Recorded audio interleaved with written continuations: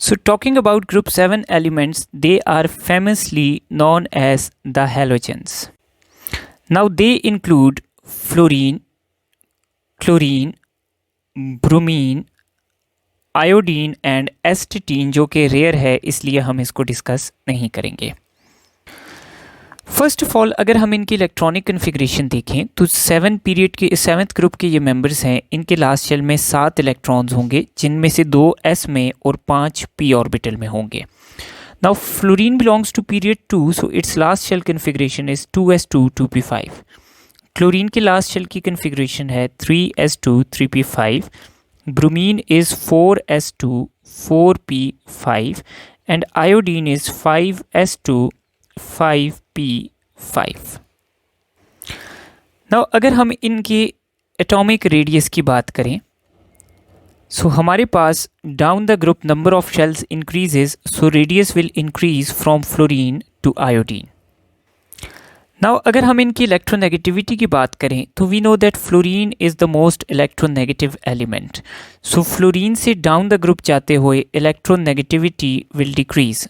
So in this group iodine is the least electronegative and fluorine is the most electronegative element. Now अगर हम electron affinity की बात करें तो we know that electron affinity is inversely proportional to size. तो fluorine का size सबसे छोटा है, इसकी इलेक्ट्रॉन एफिनिटी मैक्सिमम होनी चाहिए, और आयोडीन का साइज सबसे बड़ा है तो इसकी इलेक्ट्रॉन एफिनिटी मिनिमम होनी चाहिए। नाउ यहाँ पर हमने इलेक्ट्रॉन एफिनिटी के टॉपिक में स्टडी किया था कि पीरियड 2 के एलिमेंट्स की इलेक्ट्रॉन एफिनिटी पीरियड 3 के एलिमेंट से कम है।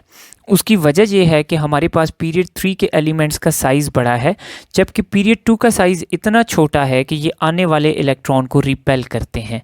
Therefore the trend will be like this कि इस ग्रुप में सबसे मैक्सिमम इलेक्ट्रॉन एफिनिटी क्लोरीन की होगी, followed by fluorine, then in दोनों के बाद ब्रोमीन एंड देन आयोडीन। सो यहाँ पे सिर्फ हमें एक एबनॉर्मल ट्रेंड मिलेगा पीरियड 2 और पीरियड 3 के दरमियान।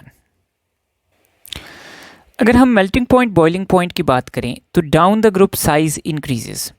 Now halogens exist as diatomic non polar molecules, जिनकी फोर्सेस इनके साइज़ पे डिपेंड करेंगी। तो साइज़ इंक्रीज़ होने के साथ साथ इनकी फोर्सेस भी हमारे पास स्ट्रॉन्ग होंगी और इनके मेल्टिंग बॉइलिंग पॉइंट इंक्रीज़ होंगे। Therefore iodine has maximum boiling point and it is solid in normal state, followed by bromine which is a liquid, and fluorine and chlorine both exist in gaseous state. अगर हम bond enthalpy की बात करें तो bond enthalpy किस चीज़ के साथ very करती है? सो इसमें सबसे इम्पॉर्टेंट फैक्टर आता है बॉन्ड लेंथ। सो अगर हम फ्लोरीन को देखें तो इसकी लेंथ सबसे छोटी है, इसका बॉन्ड तोड़ना सबसे मुश्किल है, जबकि आयोडीन को देखें तो इसकी हमारे पास लेंथ सबसे बड़ी है, इसका बॉन्ड तोड़ना सबसे आसान है। सो बॉन्ड एंथैल्पी आयोडीन की सबसे कम होगी, फॉलोड बाय ब्रोमीन जिसकी आयोडीन से ज़्यादा होगी, देन क्लोरीन की ब्रोमीन से ज़्यादा होगी। अब यहाँ पे एक एक्सेप्शन है फ्लोरीन। फ्लोरीन की बॉन्ड एंथैल्पी हमारे पास क्लोरीन और ब्रोमीन दोनों से कम होगी और आयोडीन से ज़्यादा होगी। उसकी वजह यह है कि फ्लोरीन एबनॉर्मल ट्रेंड इसलिए शो कर रहा है कि इसका साइज़ इतना छोटा है कि इतने छोटे से रीजन में काफ़ी ज़्यादा इलेक्ट्रॉन्स मौजूद होते हैं जो एक दूसरे को रिपेल करते हैं, जिस वजह से फ्लोरीन के बॉन्ड को तोड़ना क्लोरीन और ब्रोमीन दोनों से ज़्यादा आसान है। नाउ अगर हम इनकी हैलाइड्स की बात करें यानी HX जो इनके एसिड्स हैं, इनकी बॉन्ड एंथैल्पी की बात करें तो HF की पोलैरिटी भी सबसे ज़्यादा है और इसकी बॉन्ड लेंथ भी सबसे छोटी है। देयरफॉर इसके बॉन्ड को तोड़ना सबसे मुश्किल होगा, सो इसकी बॉन्ड एंथैल्पी सबसे ज़्यादा होगी, followed by HCl, followed by HBr and HI। Now HI के बॉन्ड को तोड़ना सबसे ज़्यादा हमारे पास आसान है, इस वजह से कि एक तो इसके बॉन्ड की लेंथ भी सबसे बड़ी है और पोलैरिटी भी सबसे कम है। देयरफॉर अगर इनके एसिडिटी की ट्रेंड की बात करें तो हमारे पास सबसे ज़्यादा एसिडिक जो है वो HI होगा, और अगर HF की बात करें तो बॉन्ड मुश्किल से टूटने की वजह से ये हमारे पास सबसे कम एसिडिक होगा इन हैलोजन एसिड्स के अंदर।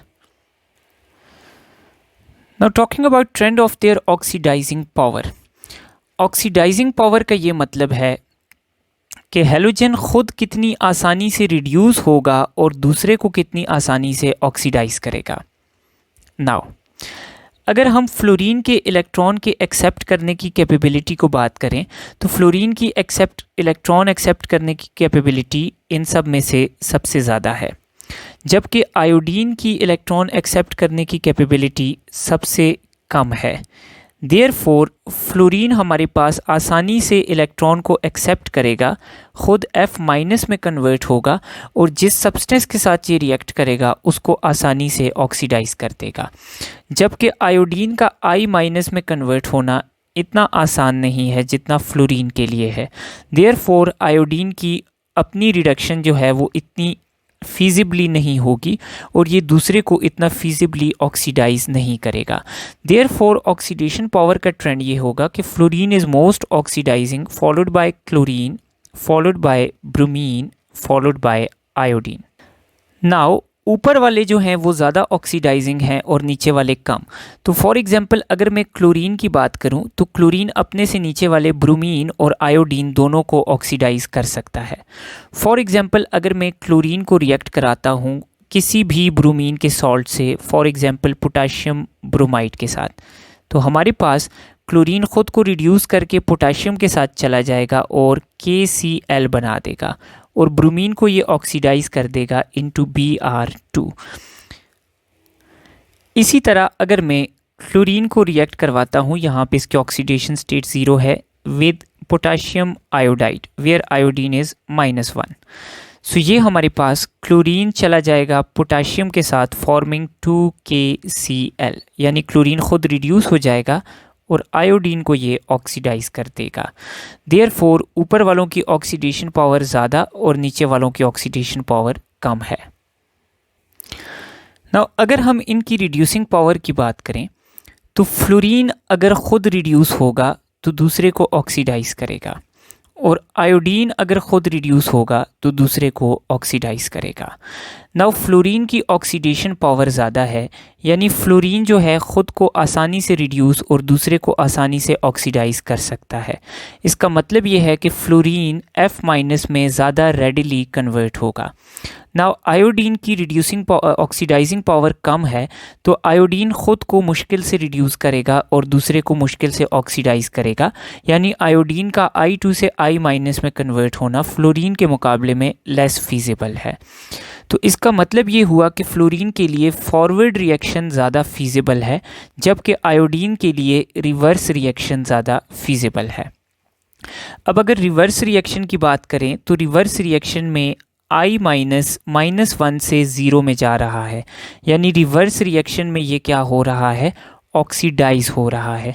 अगर ये ख़ुद ऑक्सीडाइज होगा तो ये एक्ट करेगा ऐसा रिड्यूसिंग एजेंट, क्योंकि ये दूसरे सब्सटेंस को रिड्यूस करेगा। तो हमारे पास I माइनस बैक डायरेक्शन में ऑक्सीडाइज हो रहा है, therefore it is acting as reducing agent, जबकि फ्लोरीन फॉरवर्ड रिएक्शन में रिड्यूस हो रहा है, therefore it is acting as oxidising agent. तो फ्लोरीन के लिए खुद रिड्यूस होना आसान है, so fluorine is a good oxidising agent, और आयोडीन के लिए ऑक्सीडाइज होना आसान है, so iodine is a good reducing agent. So अगर रिड्यूसिंग पावर की बात करें तो I minus has greatest reducing power, followed by Br minus, followed by Cl minus, followed by F minus, which follows naturally because due to a very large size it is easy for I minus to donate its last electron compared to F minus where the size is small. So now I minus अपनी high reducing power की वजह से अपने से ऊपर वाली यानी bromine, chlorine या फ्लोरीन को भी रिड्यूस कर सकता है। फॉर एग्जांपल अगर मैं इसको रिएक्ट करवाता हूँ विद क्लोरीन गैस, सो हमारे पास आयोडीन खुद ऑक्सीडाइज हो जाएगा इनटू I2 और क्लोरीन को रिड्यूस कर देगा इनटू क्लोराइड आयंस। नाउ इसी तरह अगर मैं ब्रोमीन को लेता हूँ रिड्यूस्ड फॉर्म में यानी -1 की फॉर्म में, तो ब्रोमीन को अगर मैं रिएक्ट करवाता हूँ विद सल्फ्यूरिक एसिड जहाँ पे सल्फ़र +6 ऑक्सीडेशन स्टेट में है, तो ब्रोमीन हमारे पास इसको रिड्यूस करेगा और ख़ुद ऑक्सीडाइज होगा।